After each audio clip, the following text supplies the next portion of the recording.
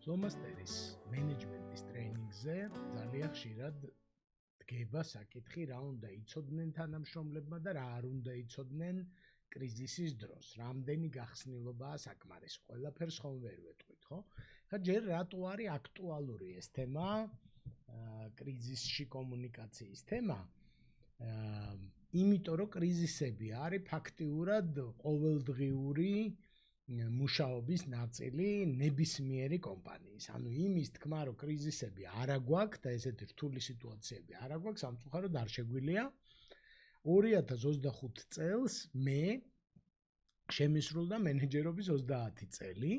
აქედან 10 წელზე მეტი ბანკებში გავატარე, 5-მდე წელი ტექნოლოგიურ კომპანიაში და 10-ზე მეტი წელი უკვე ჩემი კომპანიების მენეჯმენტში და დიდი კომპანიების ხელმძღვანელების კონსულტირებაში, ხო? სულ მახსოვს ორნაირი წლები ამ 30 წლის განმავლობაში ყველა კომპანიაში. ერთი წელი იყო, რომ ვაიმე ვერ ვყიდით და ზედმეტი ხალხი გვყავს და ზედმეტი რესურსი გვაქვს და ვერ ვყიდით, მოკლედ რამდენი პროდუქტიც გვაქვს, ვერ ვყიდით. ეს იყო ერთი კრიზისი და ვაიმე და ვაიდედა, ანუ შემოსავლები ჩამორჩა, ასე ვთქვათ, დანახარჯებს და კაპიტალს და მეორე ვაიმე იყო, რომ იმდენი გავყიდეთ, რომ განხორციელებაში ვიჭედებით. ანუ რესურსი არ ყოფნის, ან ადამიანური რესურსი არ ყოფნის, ან ფინანსური რესურსი არ ყოფნის, ან მენეჯმენტის რესურსი არ ყოფნის, ხარისხში პრობლემები გვაქვს და ასე შემდეგ, ხო? სხვანაირი წელი, ესე იგი, როცა კრიზისი არ იყო, მე მართალი გითხრათ, საერთოდ არ მახსოვს და ვისაც ინტენსიური და დახუნძლული კარიერა გაქვთ, კარგად რო დაფიქსდეთ, მე მგონი ასეთივე გამოცდილება გექნებათ, ხო? ეხლა, როდესაც კრიზისია, ესე კრიზისი ლამის სულ არის, ხო? კონკურენტების აქტივობა, თუ მარეგულირებელმა რაღაც შეცვალა, თუ მთავრობამ, თუ პოლიტიკური კრიზისია და ასე შემდეგ, როცა კრიზისი არის, ყველაზე ცუდი გადაწყვეტილებას, რომელიც სამწუხაროდ ძალიან ხშირად გვხვდება ქართულ ორგანიზაციებში, არის პირში წყლის დაგუბება და დუმილი, ვითომ ყველაფერი კარგად არის, ხო? ეს არის ყველაზე ცუდი გადაწყვეტილება და ერთ-ერთი მაგალითი, მეც ბევრი მაგალითი მაქვს ესეთი, მოკლედ კომპანიაში იწყება სტრუქტურული ცვლილებები, ესე იგი ორი კომპანია გაერთიანდა, ამ კონკრეტულ შემთხვევაში იწყება სტრუქტურული ცვლილებები, ყველა მიცის ფაქტიურად, რომ რაღაცეები შეიცვლება, ამდენი მენეჯერი არ დაგჭირდება, მიდის, ესე იგი, წყაროსთან მოსაწევ ოთახში ლაპარაკი, რომ შეგვამცირებენ, შემცირებები იქნება, პანიკაა და ასე შემდეგ, მენეჯმენტს უსვამენ შეკითხვებს და მენეჯმენტი ამბობს, რომ ყველაფერი იქნება იდეალურად, გადასარევად და ზღაპრულად. ხო და არ ჯერა ამ ხალხს ეს შენი ზღაპრული და არაჩვეულებრივი გადაწყვეტილება და პროდუქტიულობა ვარდება. ხალხი თავის გადარჩენაზე ლაპარაკობს. ზოგი გარბის კომპანიიდან და ცდილობს, რომ ვისაც აქვს წასასვლელი წავიდეს. ეგ პრობლემა იმიტომ არის, რომ წასასვლელი აქვს კარგ თანამშრომელს, ხო?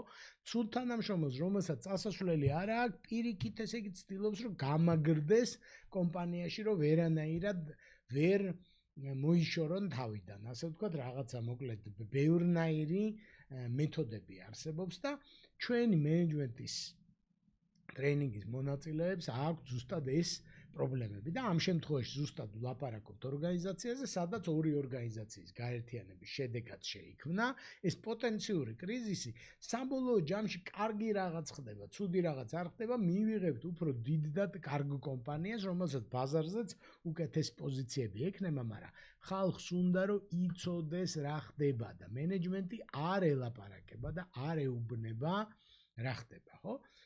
ეს არის ტიპიური სიტუაცია. შეიძლება ვთქვათ, რომ ეს ორი კომპანიის გაერთიანება არ არის ტიპიური სიტუაცია, მაგრამ კომპანიაში რაღაც ხდება და მენეჯმენტი დახურულ კარს მიღმა ლაპარაკობს, ეს არის ტიპიური სიტუაცია და სულ გვხვდება პრაქტიკულად ყველა ჯგუფში მენეჯმენტის ტრეინინგის არის ხალხი, რომელიც ამაზე ლაპარაკობს და რა უშველოთ, რა არის გადაწყვეტილება ამ შემთხვევაში?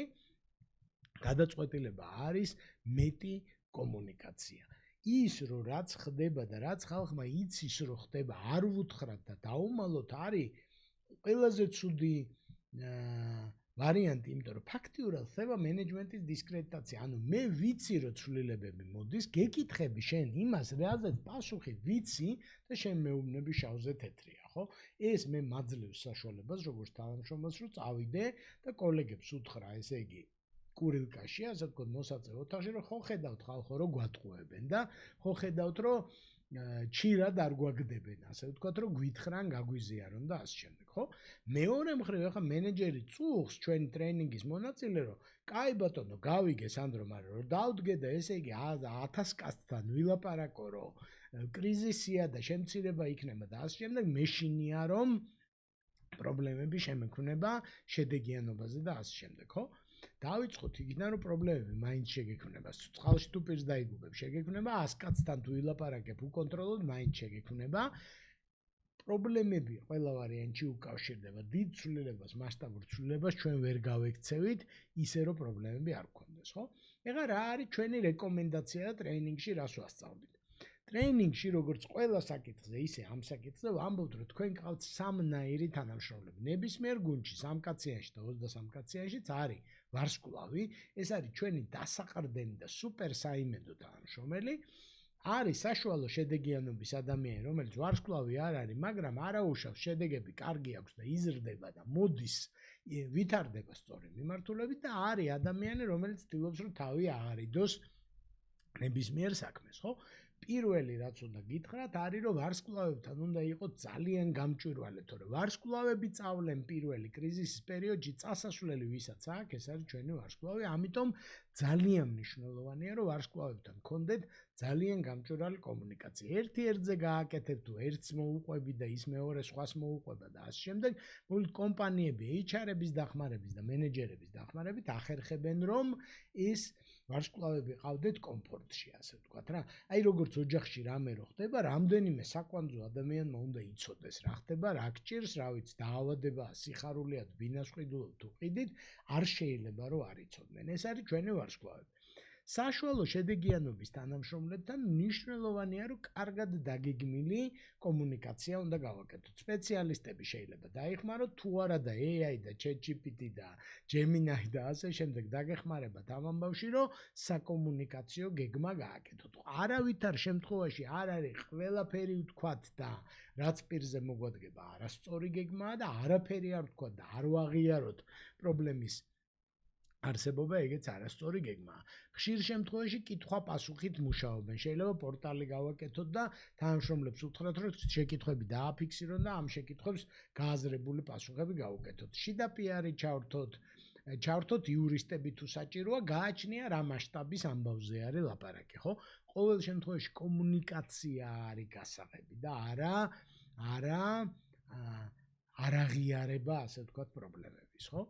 ამიტომ ძალიან მნიშვნელოვანია, რომ ამას დრო და ენერგია მენეჯერის მხრიდან დაეთმოს, რომ სწორი კომუნიკაცია მოვახერხოთ თანამშრომლებთან, როცა კომპანიაში რაღაცა ხდება და სირაქლემას პოზაში, ასე ვთქვათ, ქვიშაში თავჩარგული არ აღმოუჩნდეთ მენეჯერები, როცა თანამშრომლები მერე ერთმანეთს უყვებიან ზოგი რეალურ ინფორმაციაზე დაყრდნობილ სიახლეებს და ზოგი გამოგონილს და ზოგი ჭორებს და ასე შემდეგ, ეგ არანაირ სიკეთეს კომპანიას არ მოუტანს.